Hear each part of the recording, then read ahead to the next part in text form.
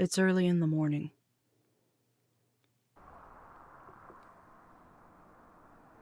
I tried my best to sleep last night, but I slept so poorly and awoke with a terrible headache.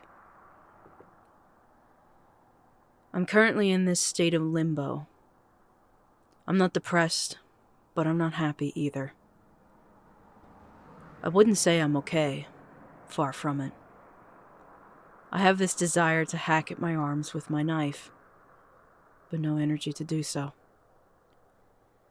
Not to mention thinking about how disgusted my friends will be with me if I told them. It's making me sick. I feel sick. I went to bed with the thought in mind that if I wasn't feeling better tomorrow, then it'd be my last day. I would write my goodbyes and then go. But I can't.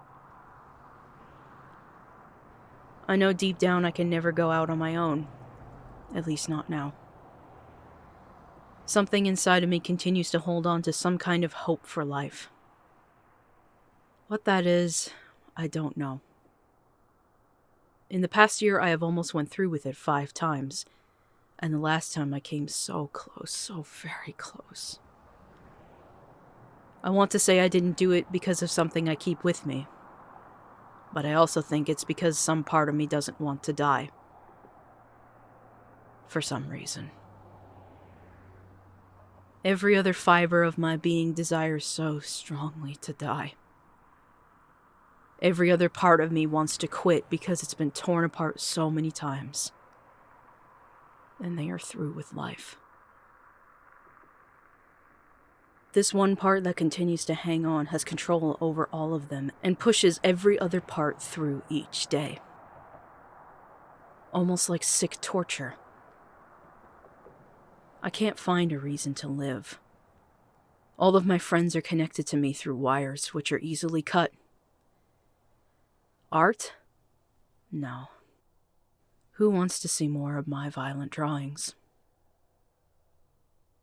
So why does this part of me still hold on? I don't want to get better. There's no point. I fear it, honestly. I feel like such a burden with my entire existence, and I just want it to end. I have barely experienced life, I am told. Yet I don't want to experience any more of life, if this is what it offers. A sick part of me holds on, and I don't want it to anymore. I just want it to let go and let me go. It's torture to hold on. It's not a saving grace. I don't want to hold on anymore, but I have no control over what is still hanging on inside of me. I wait for the mercy of death because I cannot bring it upon myself.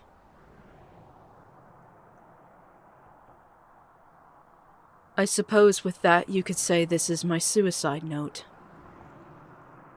Except I can never commit suicide myself. Instead, I will wait for something to kill me.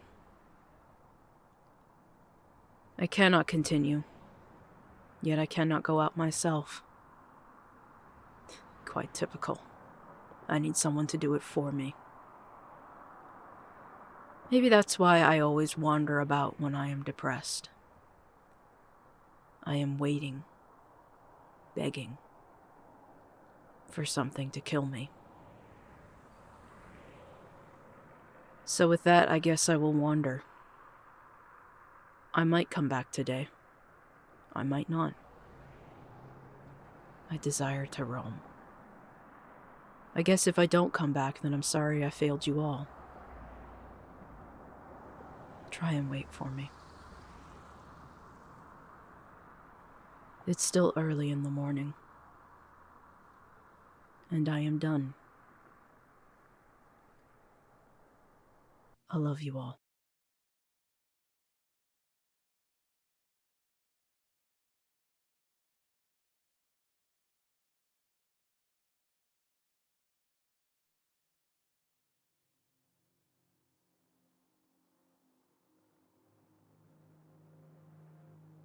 That was a suicide note that I posted to Tumblr the morning of February 6, 2015. I don't remember much of that day. We didn't have a crisis center like we do now, and I didn't want to deal with the shame that I got the last time I went to the hospital for suicide. So, like any other time I've been suicidal in the last 15 years, I just wrote it out by myself, hoping that by the end of it, I would still be here. As you can imagine, this wasn't the first time, nor the last, I dated death late into the night. A lot of factors and events in my life had led me to dark moments where the sweet release of death seemed to be the only answer. So perhaps you can see why I'm making a film about turning 30. This for me is not the end of my youth. I never had one. For me, this is a milestone in surviving one lonely night after another. I didn't think I would make it to 20, let alone 30. I nearly didn't survive 26. Today's not the day for me to talk about in detail what brought me to these deep lows of suicidal episodes. That's for another time. I will be touching over some of them, though, just to give some context to particular events. My name is RezDragon. I'm 30 years old. And I survived suicide. For now.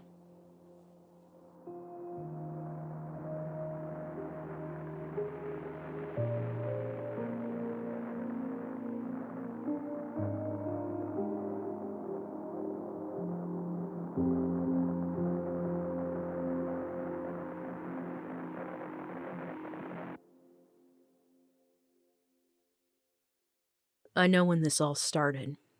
The exact date, the exact age.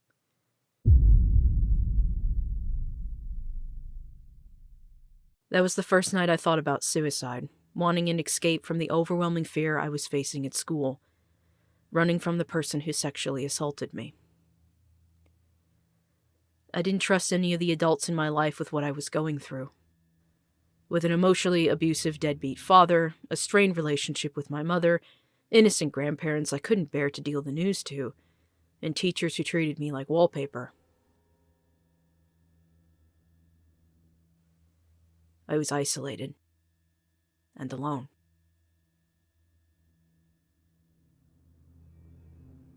Suicide seemed like the only answer to save me. So said a new voice inside of me that was born the night of November 4th.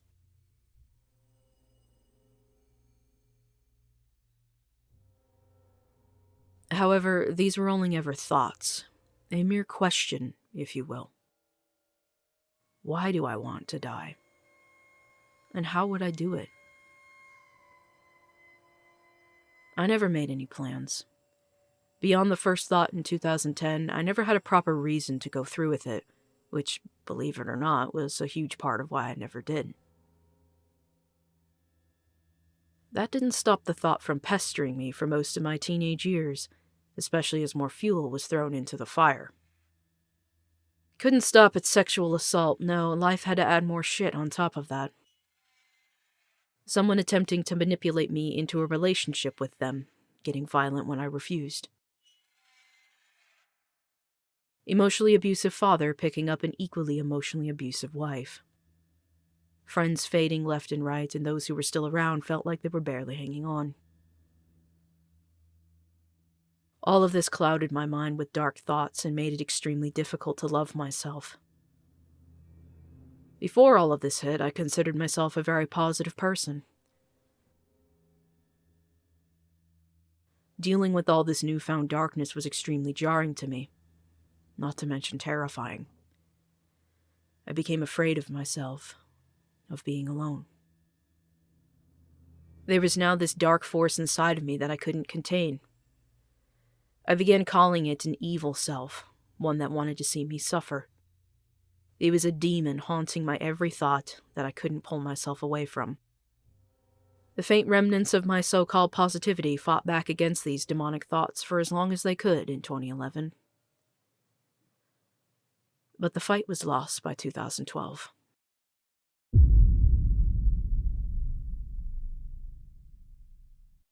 I found myself dealing with crushing heartbreak for most of the year, as one of my close friends did not return the affections I felt for them, and I couldn't bury my feelings.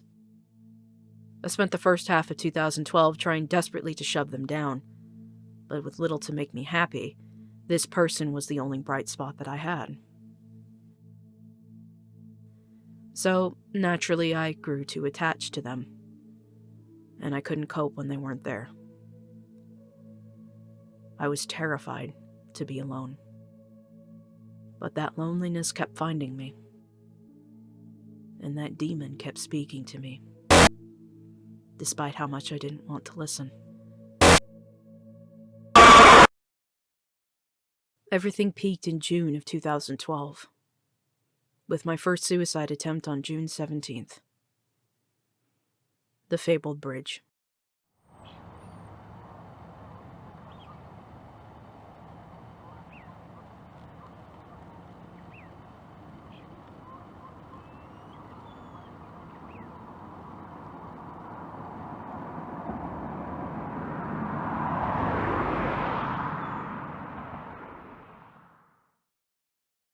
Whenever I was feeling too overwhelmed or stressed out, I began taking long bike rides in 2011, just as a means to escape from home for a bit and be by myself with my music.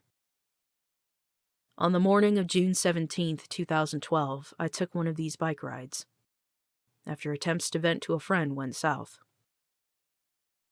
I had never gone down to this bridge before. On that day, I felt very compelled to. Just to go somewhere different. And as I slowly rode my bike across it, staring down at the water, suddenly, the question was getting answered.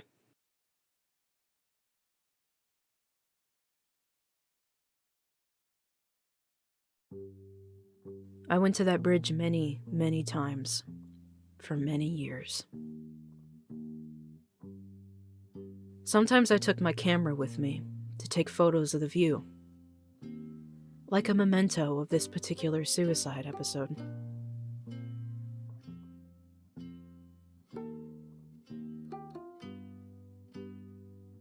While I never truly jumped off it, I came here to think about it, which to me still counts as a suicide attempt. This no-name bridge became my refuge. Boring, stale, rotting concrete, often overlooking everyone else's fun from the nearby beach. Far away from all else, but just close enough for people to forget it was there.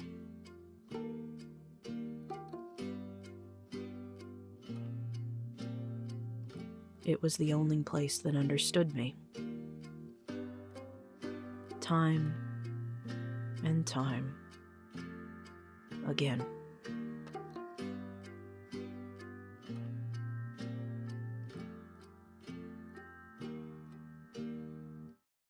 Once I finally got a car, the question got even more answers.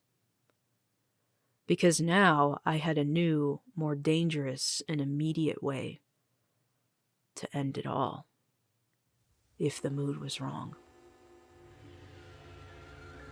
By 2014, it wasn't a question of how or what anymore, but when.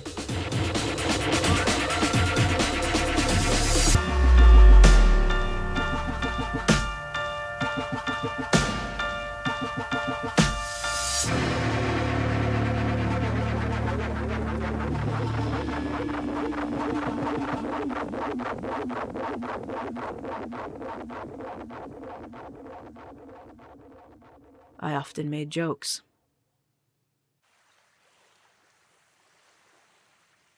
That I wouldn't live to see 20. Even told my friends I was damn sure I would not make it to 20.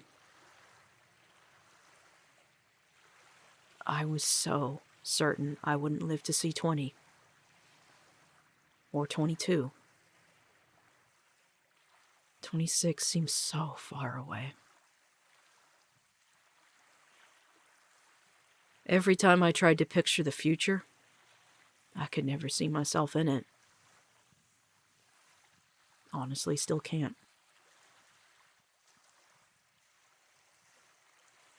Nevertheless, with the support of a new friend group, I barely made it to 20. Once I was 20, things didn't improve, obviously. It wasn't like I made it, now the suicidal thoughts would end.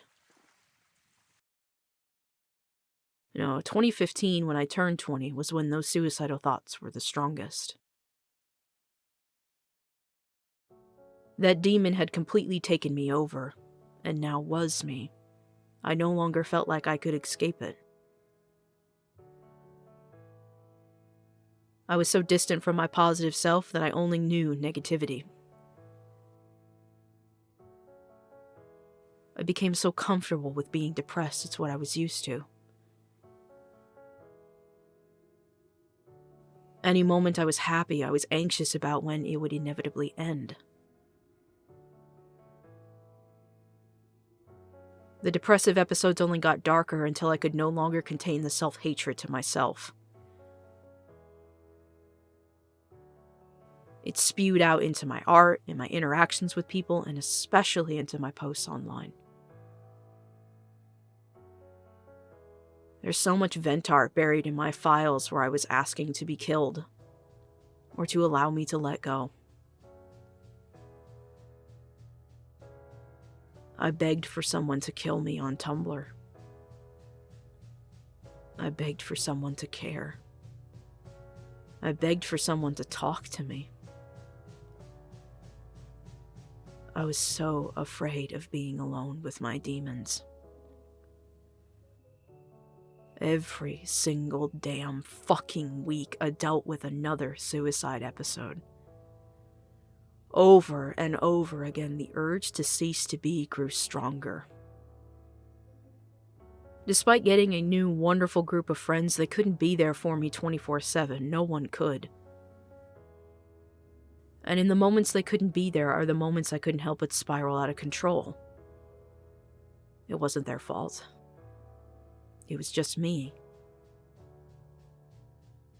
It was just me, my music, and my car.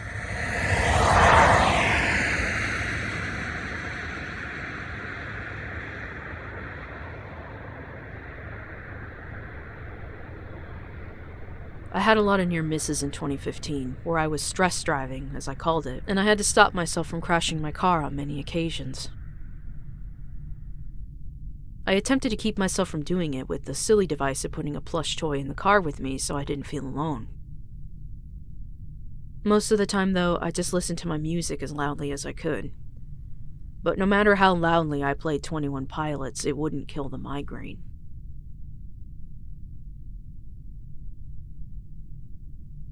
A fragile, damaged part of me just didn't want to see another sunrise. It wouldn't stop. The thought never stopped. I just wanted it to stop.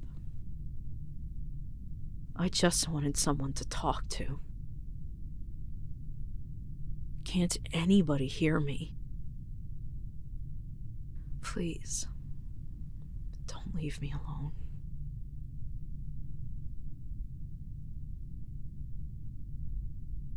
It wasn't a matter of how or what.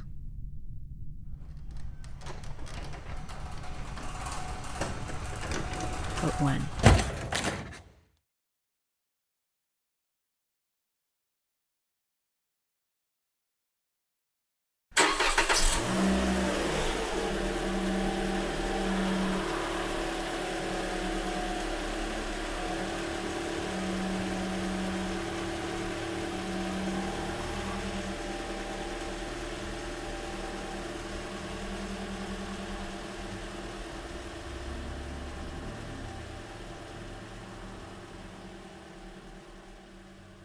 Sometime in the fall of 2015 is when I went through my first actual attempt on my life.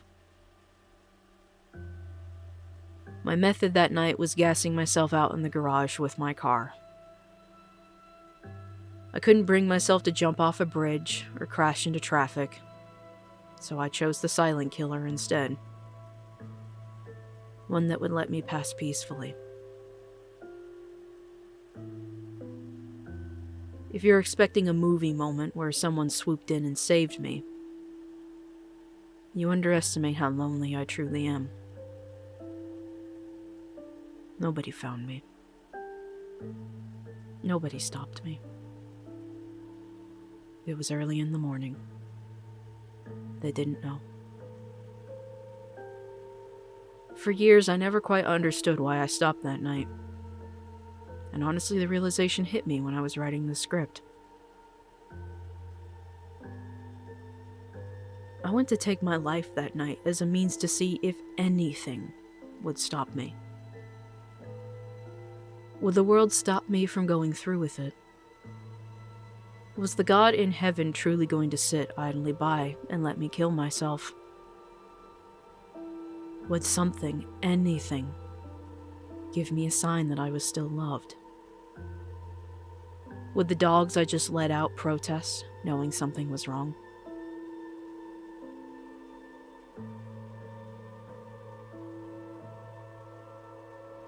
Would something fall in the garage, shocking me out of my spell?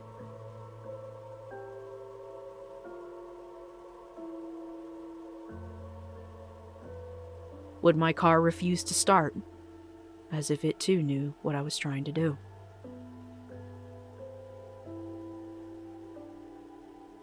The answer was no. Nothing did. As that's not how it works.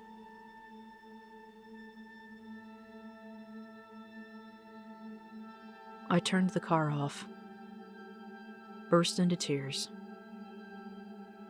then turned it back on. In that moment, I saw this as a sign that the world truly did not want me, and that I was wasting space.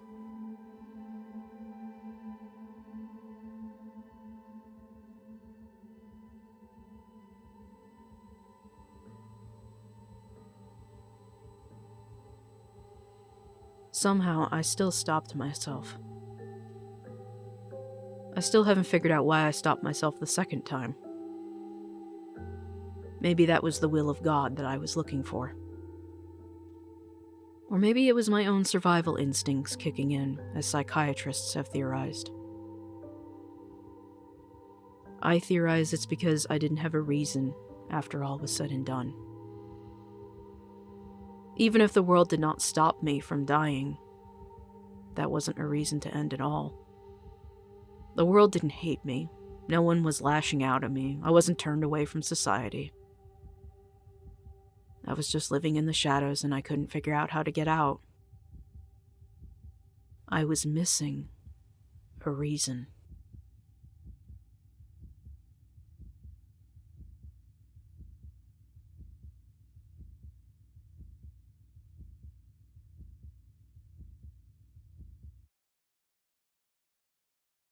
The question started to frustrate me, if I'm being honest. Why was I trapped in this never-ending curse of death when I didn't have a reason? Of course, I couldn't see it then. I know what the reason is now. But back then, I didn't understand it.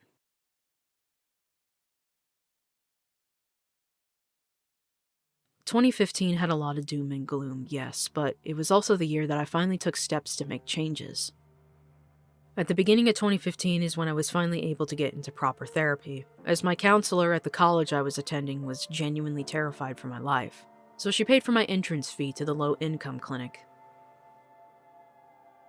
Honestly, looking back on it, that's probably why my suicidal thoughts were so strong in 2015. It was all finally coming out and being dealt with. I was trialed on many different medications until I found a combination that seemed to work. The biggest thing that my therapist and I worked on was getting me a job, as he theorized that being around people 8 hours a day would give me some much-needed company. I wasn't so sure, but in the summer of 2015, I did finally land my first job. In fact, the day after my suicide attempt, I had to go to work the next day. And I went. The job actually did end up helping me a lot, as now I felt like I was part of a team and that I was needed. I got support from real people that could actually touch and hug me if I was having a bad day. And lastly, near the end of the year, I met my partner of the last 9 years there.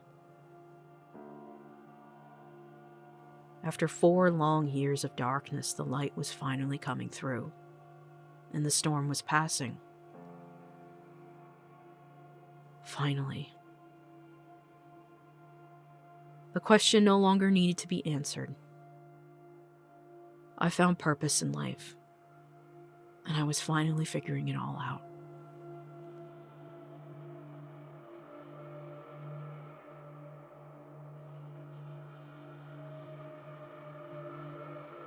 Or so I thought.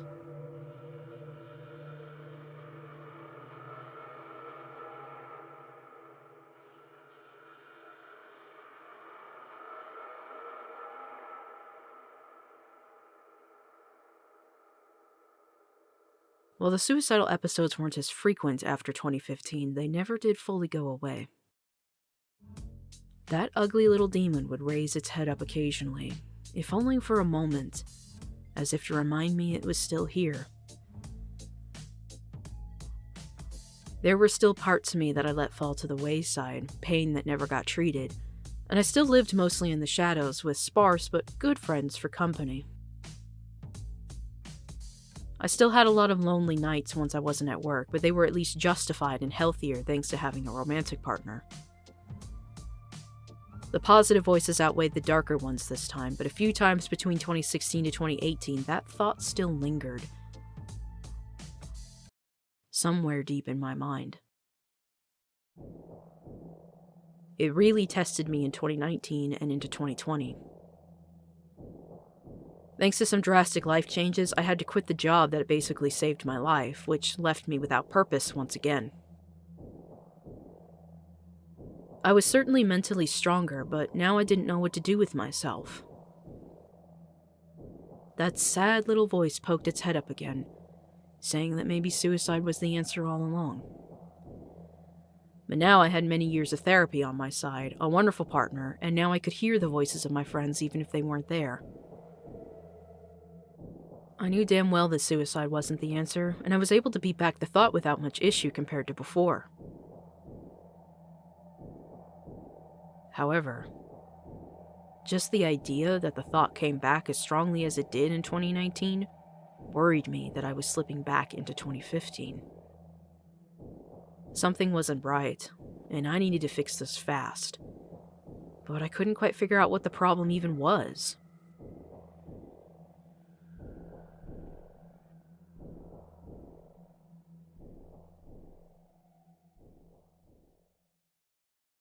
So in my typical desperation to find answers, I began searching.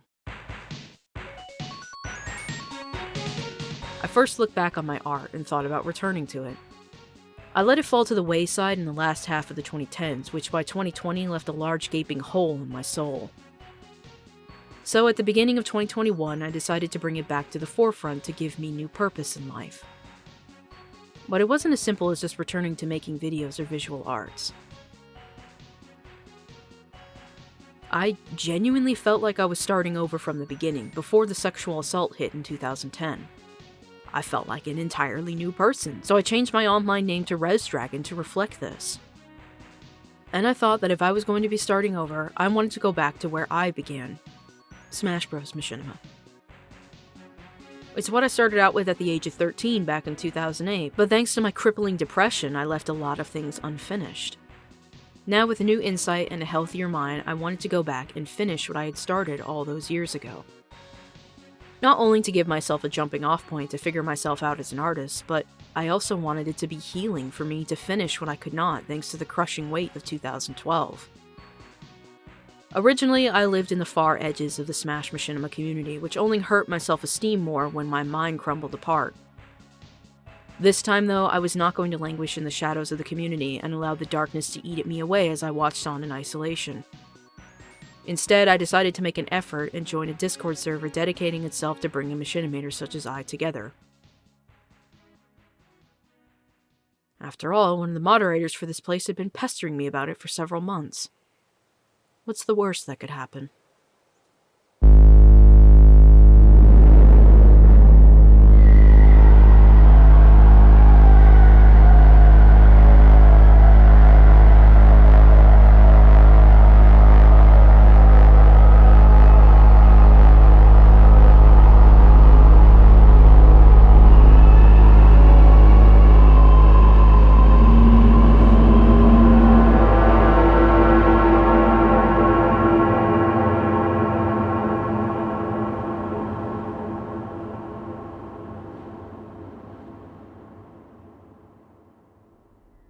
I had joined a Machinima Discord server before, but was too shy to talk in it. Now motivated by a fresh start, I did my best to participate in voice chats, talk in various channels, and attempt to be a good role model for the younger generation. But only a month into this experience, I came to realize what the problem was, and why I was having suicidal thoughts again. I had become lonely again. In fact, I had actually gotten very used to being by myself and left to my own devices. I just didn't notice it. Yeah, I still worked. In fact, 2020 is when I returned to my previous job, but I was mostly keeping to myself this time and not talking to others. I was horrified by this realization. I was slipping back into 2015 unknowingly, and I just barely caught it in time. This realization only strengthened my resolve to be a strong member of this new community and re-establish myself as a titan of Smash Machinima.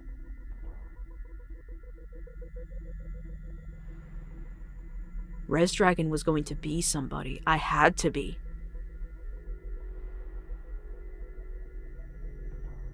I can't go back.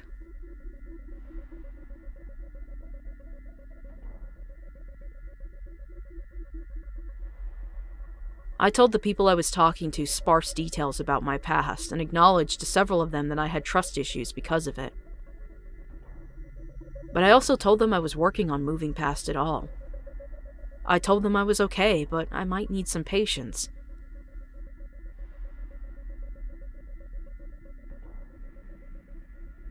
I was so ready to plant my roots here and grow into this new self I had been missing for so long.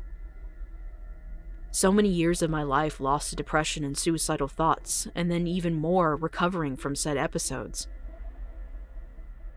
I was so optimistic about my future for once. I was so ready.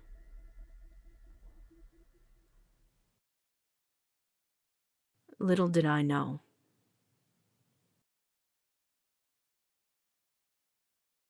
The soil was poisoned.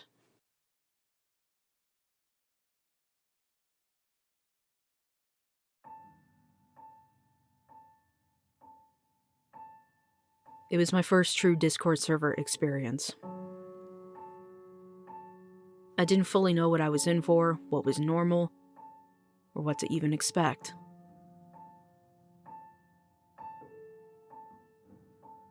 It didn't take some of them long to begin belittling me or straight up bullying me. It was a mistake to confide to so many strangers about my troubled mental health past, as it affected how everyone treated me.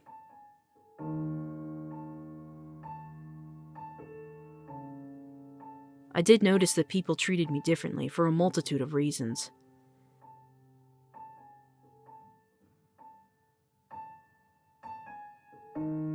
The overall atmosphere of the place was also extremely sexist, with jokes about women being thrown out at random. I heard from the few female members that they didn't feel safe there, especially after getting harassed by some of the moderation team. I had some sexist comments thrown my way too, even got homophobic comments about my asexuality. I was only just returning to art and video making as a whole this year, but I still had at the very least 8 years of experience. Some people didn't know who I was, but others did, yet they still treated me like my prior work never existed. My skills were often questioned and doubted, and God forbid if I knew more about something than certain people. I didn't feel like I joined a genuine community that wanted to support its members and the art form as a whole. Rather, I felt like I joined a boys' club, and I was the token girl who was only there so they could point at me and say they weren't bad, while desperately covering up the whip marks they gave me for daring to speak.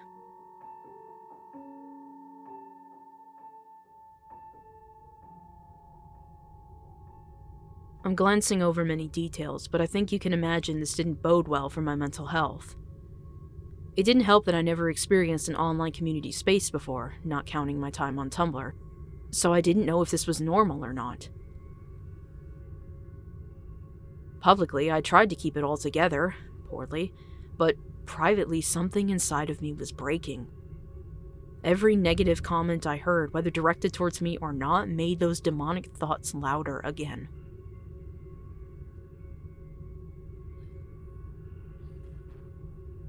While all of this was going on, my day job was also falling apart.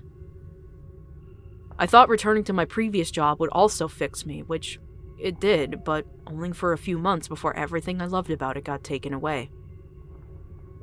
Just like this online community space, my years of experience working there were being completely glanced over.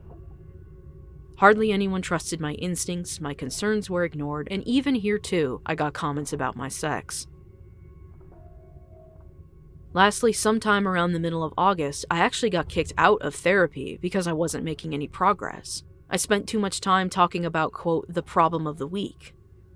The office was too over-encumbered with patients, so I was coaxed into leaving, since I had been there for too long.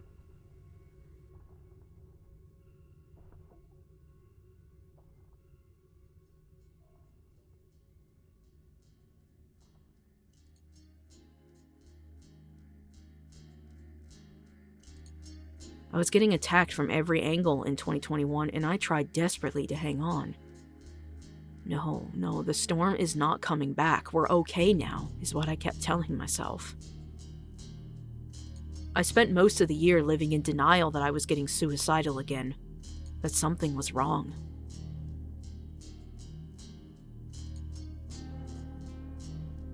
I couldn't quit my job. I couldn't leave the server. I knew what the alternative was. It was 2015. It was lonely nights of constant suicidal ideation or attempts. It was hours over the bridge debating about ending it all. I became afraid of myself again, of quiet nights, of a return of what I had become used to. I didn't want to be that anymore. I wanted to mingle with the rest of the world. All of the pieces were here, so why weren't they working? Everyone else in the server didn't seem bothered by what was going on. Was it just me?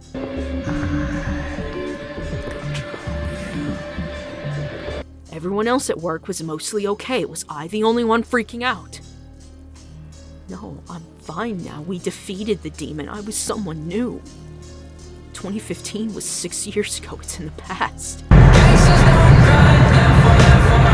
Everyone else in the server seems comfortable with the surroundings. Was it just me and my trauma? Were they right and I was just overreacting? No, I'm better than this. It's just me. I'm just overreacting. Everything is fine. You know what the alternative is. It's being alone. Make you blind to hell. I don't want to go back. Everything is fine.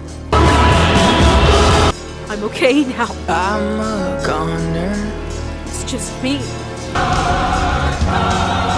It's just me. It's just me. But it's fun to fantasize. It's just me.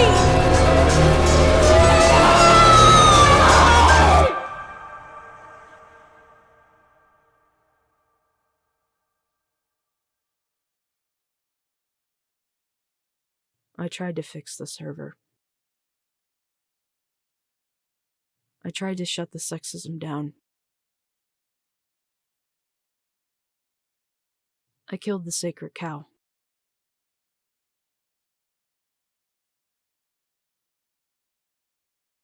The server fell into chaos. I was blamed. I just wanted to make it somewhere safe.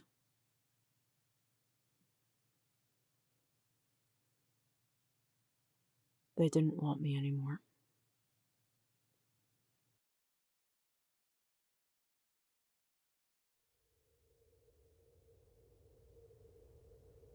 I was better than this. It's just me. It's just me. It's just me. It's...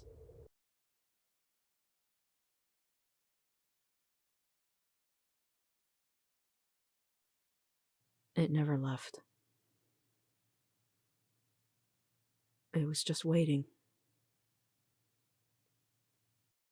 For a reason.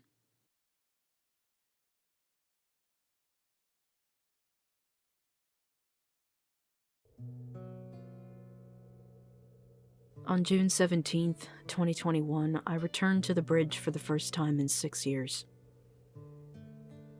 This was before I attempted to fix the server. That didn't happen until August. I lied to myself and said that I came here to film together. Deep down, I knew damn well why I was here. I was feeling very lost at this point, having endured all the abuse from everything in my life. I knew there was only one place that understood me. So I went to go think with it.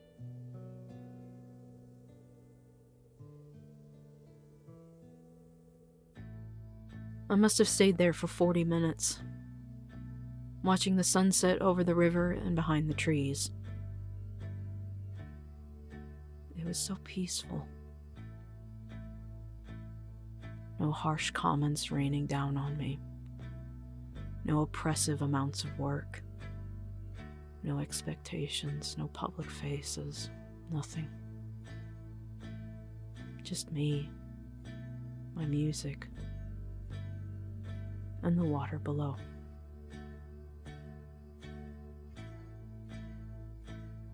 The seal on that demon cracked open that evening as I sat there. All of the work, the progress I had made for the last 6 years, just washed down the river. My old self was not dead, she never left. Despite it all, I was still the same lonely, suicidal teenager I had always been. And it was foolish of me to think I was someone new.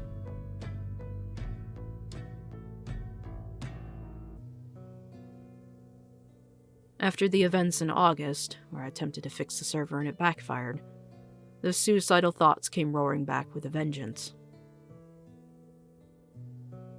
Except they were no longer thoughts. It was no longer a question.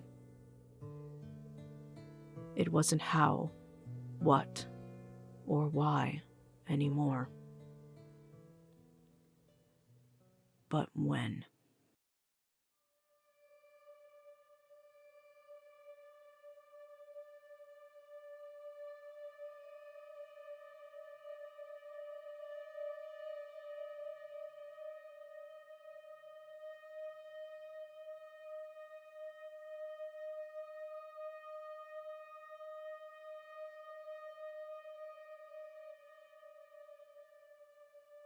My attempts to catch up on what I missed was so painfully denied to me that it felt like divine intervention.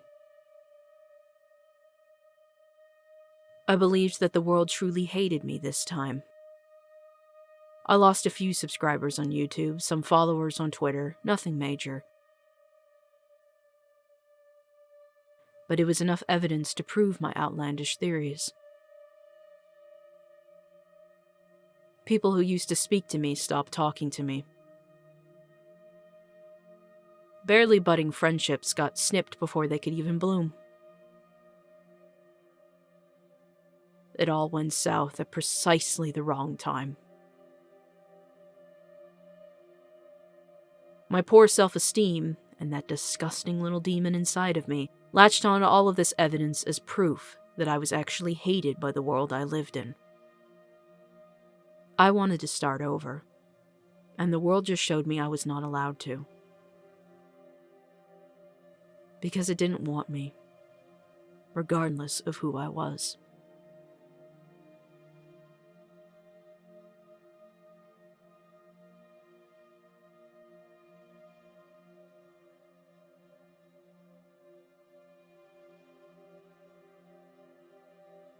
So I returned to my bridge on September 9th.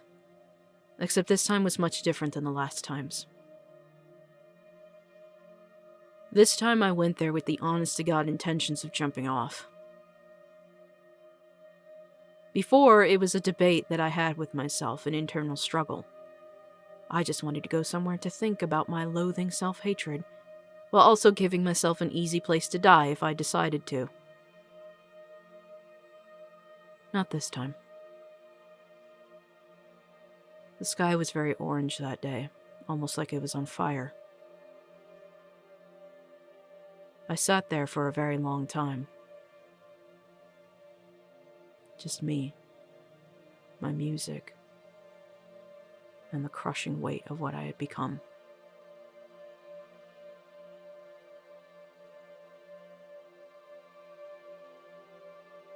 There's more to this particular suicide incident, which I have given the code name Apart. But I'll spare you the complex details. The long short of it is that as a child I didn't want to grow up into an unhappy adult. And Apart was the moment I realized I had become exactly what I never wanted to be. An unhappy adult.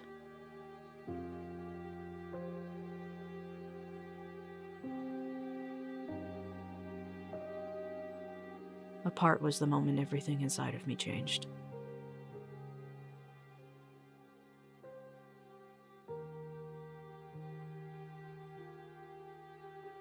What stopped me that day was I knew the shattering disappointment that would befall my friend group if they had to pick up my pieces.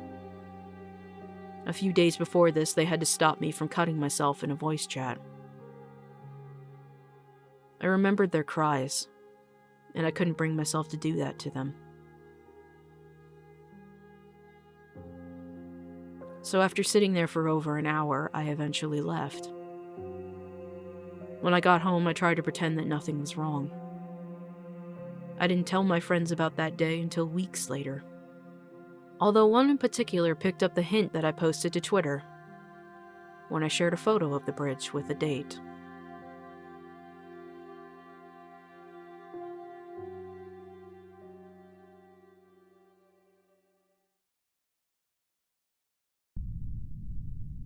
By October of 2021, the crushing false reality I had surrounded myself in was really taking its toll on me. Publicly, I kept living in denial that I was hurt, but that's not what was going on behind the scenes. I hardly had anyone I could turn to on the matter, and all of my therapy skills were now gone and out the window. I didn't want to go to the hospital out of fear that they too would dismiss my damage and send me away, just like my therapy office did. My friends did their best to hold me together, listen to me, and distract me, but like before, once I was away from them, I could no longer hear their voices as clearly. A certain video I put out on October 14th made all the pain I had been in denial of hit me at once.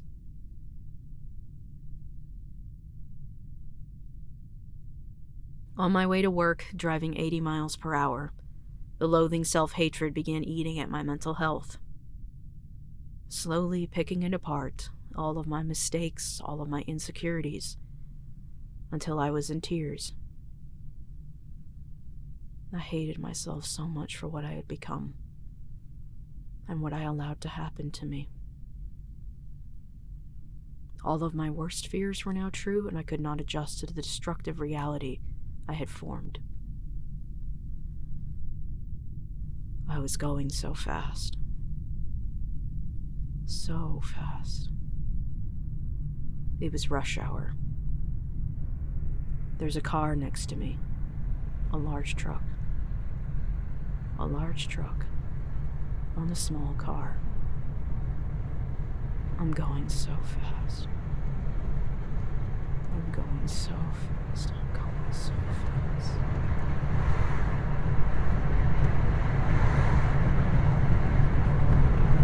I hate myself. I just wanted to help. I hate myself. I'm going so fast I can't see.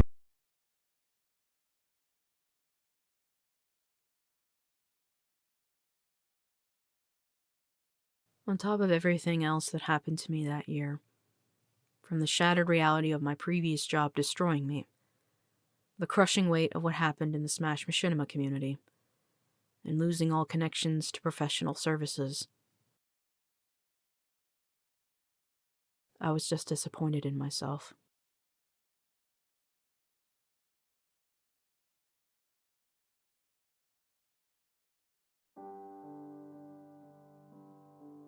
I genuinely thought I was better. That I'd finally beaten back the demon, but I was wrong. I was so wrong, and I hated how wrong I was.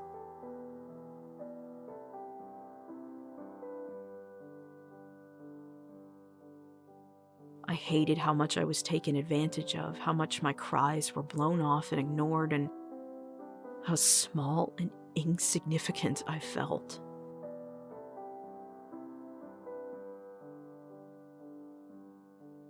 I thought I was something. I knew what happiness felt like. And it all got taken away. In an instant. Whether by my own folly or the action of others, I'll let you decide. The outcome makes no difference to me.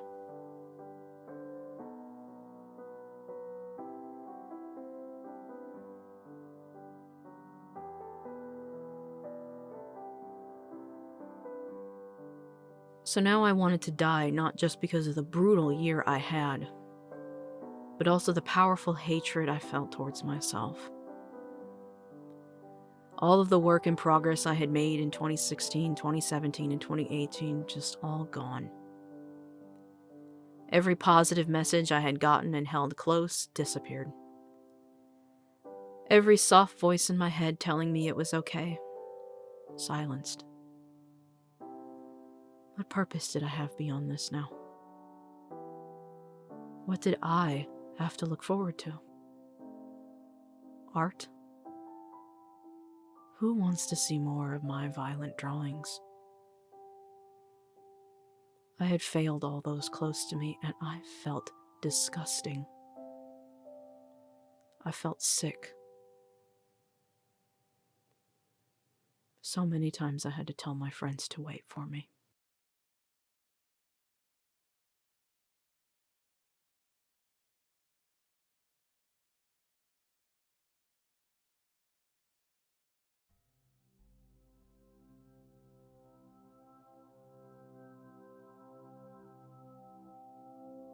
Near the end of 2021, I began doing therapy on myself by making trauma narratives. At that point, it was all I could figure to do to cope. The Disaster Archives itself started out as one trauma narrative after another, hence the name. One of these narratives, and one that I actually finished, was called A Reason. It was a talk I had with one of my oldest original characters, Orintheus. We discussed what happened in 2021, and why I was still hurt by it, regardless of what I had accepted. At the end of the video, I declared, "And now I have a reason to die."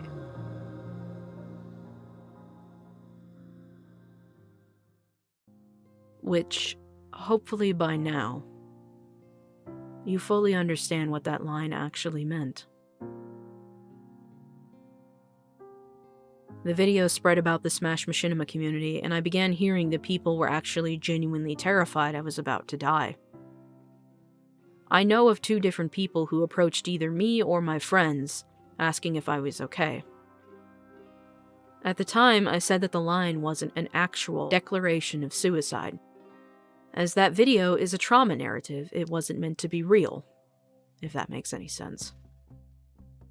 Watching A Reason today, no, that line was absolutely real. I meant it. And I still do. The outpour of concerns I got from the community gave me a slight turnaround, as it flipped my warped narrative upside down.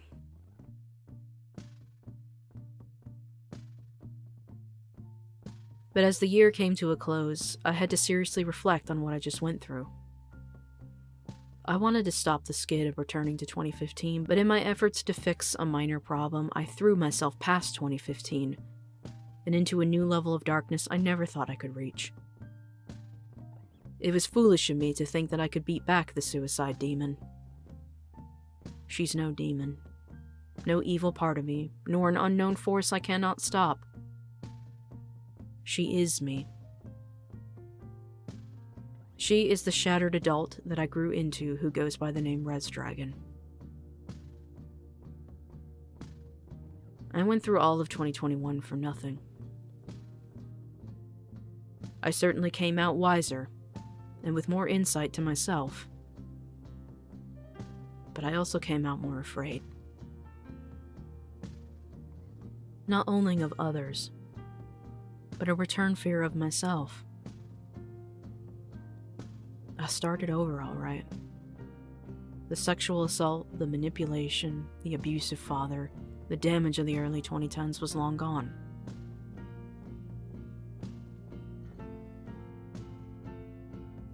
Now it's the damage of 2021.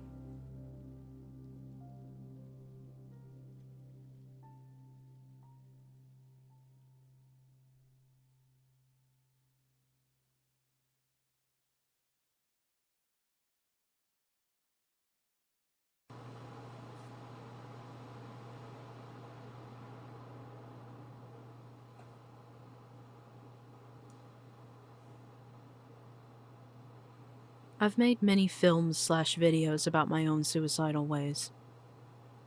Most of which aren't public anymore because I think they're terrible, and who knows, maybe this one will join them someday. But in rewatching all of those videos I've made about being suicidal, whether vent videos or recaps of particular events, I found that none of them really had a positive conclusion, if one at all, as I don't think I could ever quite figure out how to answer the new question. How do I keep on living?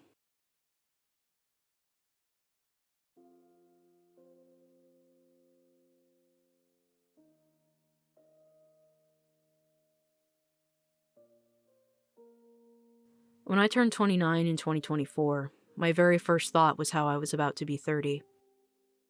Believe it or not, but the thought never occurred to me when I turned 27 or 28. I spent a lot of time in 2024 thinking about it, when I wasn't dealing with everything else that was happening in 2024, but if I tell you about that, we'll be here all night. Yeah, life's still not done with me, don't get me started on 2023 either.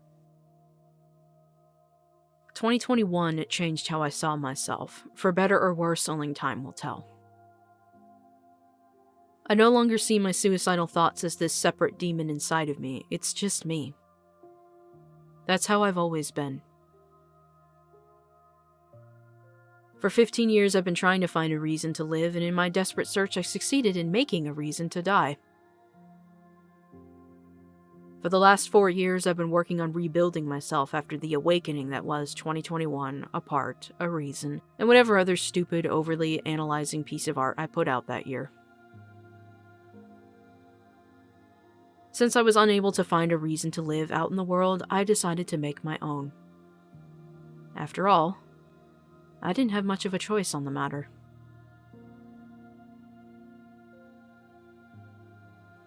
First, there's my work. It's not for the public anymore. This is for me and others like me. I make the art I want because it's what I want to make, algorithms be damned. I make visual works of what the war in my head looks like. I make audio works that represent what my soul sounds like. I use this work to speak to you about the deepest parts of me that still want to be heard. They need to speak. No one else can do that for me. These films are a means to tell my stories, as I still refuse to live in the shadows. But as you can imagine, I'm a little nervous to return to community spaces. I finally did near the end of the year, hi Nincord, but it's a fight for me to be there every day. I have a hard time opening up to strangers now, at least in text. But with my videos/films, I oddly feel more comfortable. Don't ask me why, I've never understood it. But I also hope that by spreading my story, my feelings, and my emotions, that others can relate and, even if it's vicariously, feel a little less alone in their own world. I hope to make a song that knows exactly how you feel, a sound that understands you, or a piece of art that speaks to a part of you you didn't know you had. I still want to help, but I'll do it indirectly this time.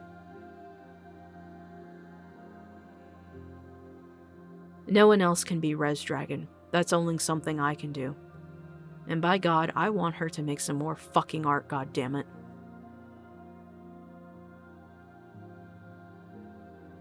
Secondly, I want to reach others like me, whether my age, older than me, or vastly younger than me.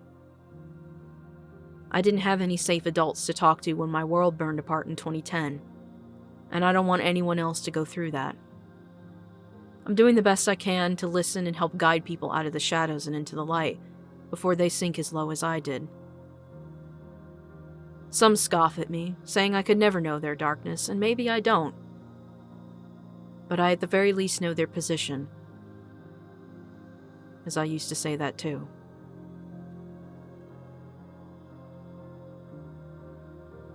Someone older than me managed to save me from the brink when I was 18, and I hope to pass along what he taught me to others. Thirdly, I live out of spite to those who have hurt me. So many people beating me down, saying terrible things about me that might not even entirely be true. I'm doing what I think is best, but also I cannot let my enemies win.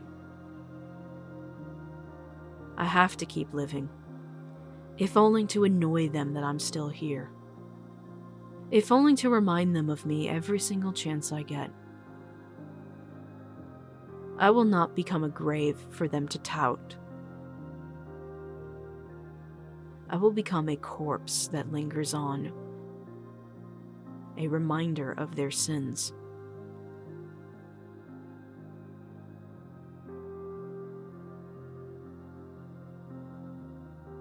And especially with where America is about to head politically, it's more important than ever for me to survive. I will not let them take my life from me.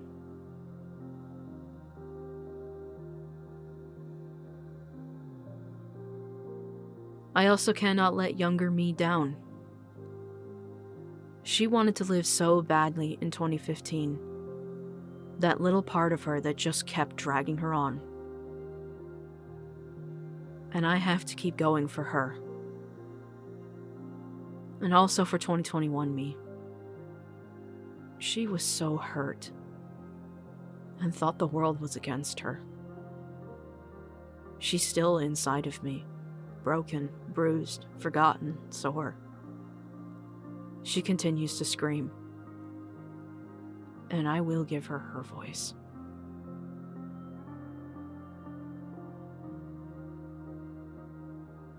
And if all else fails, I need to live to see another sunrise. To see the moon one more time. To see the animals in the wilderness. To see the fog over the lake. To hear the birds sing at the break of dawn. To explore the sound of traffic. To feel the moss growing in the harshest places. To hear the ducks calling out to each other. To feel the wind against my face. To swim in the river. To taste new foods. To travel to new roads and see new things. To tell another story. To make another piece of art. To meet more people, to hear more stories. There's so much in this world and life that I have yet to experience. I'm only 30.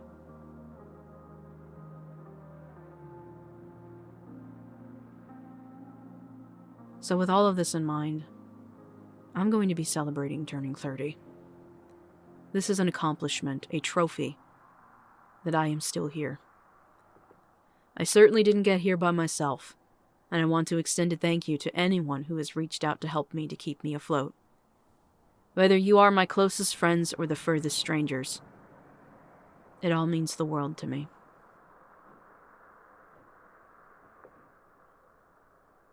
I don't know which one of us survived all of this,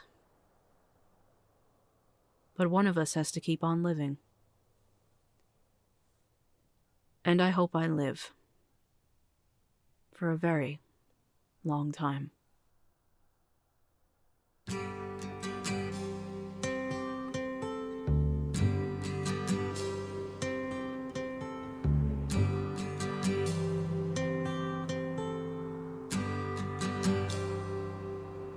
It's not time to make a change. Just relax, take it easy. You're still young, that's your fault. There's so much you have to know. Find a girl, settle down. If you want, you can marry. Look at me, I am old, but I'm happy. I was once like you are now, and I know that it's not easy to be calm when you found something going on. But take your time, think a lot. Why, think of everything you've got, for you will still be here tomorrow, but your dreams may not.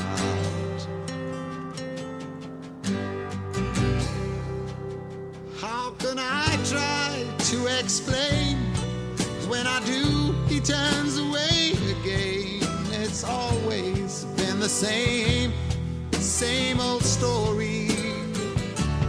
From the moment I could talk, I was ordered to listen. Now there's a way, and I know that I have to go away. I know I have to go.